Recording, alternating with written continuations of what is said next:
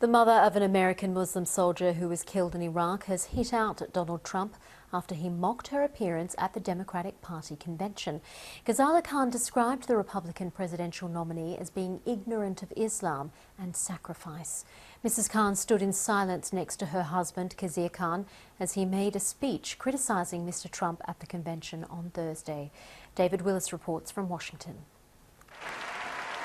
From a grieving family came a speech which stole the show. Khizr and Ghazala's son, Captain Humayun Khan, was killed by a suicide bomber in Iraq. If it was up to Donald Trump, he never would have been in America. Donald Trump consistently smears the character of Muslims. You have sacrificed nothing and no one. Starting right now. Today, Trump took to the airwaves, saying his sacrifices have been different. I think I made a lot of sacrifices. I work very, very hard. I've created thousands and thousands of jobs, tens of thousands of jobs. He then turned his attention to Mrs. Khan, who'd stood silently at her husband's side throughout his address.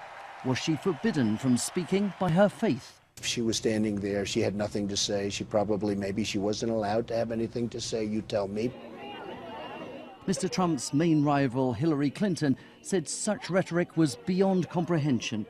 I've said for months now that he's already demonstrated, and does so every day, that he is temperamentally unfit and unqualified to be President of the United States and Commander-in-Chief. And the latest attacks on the Khan family, on General Allen, just reinforces the doubts that any American should have. Mrs. Khan, for her part, said she stayed silent because she's still overwhelmed with grief. I am very upset when I heard that I didn't say anything, because I was in a pain.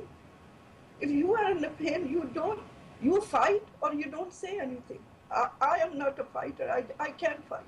Mr. Trump has since sought to temper his remarks, calling her son a hero and seeking to refocus debate on the so-called Islamic terrorists who cost Humayun Khan his life.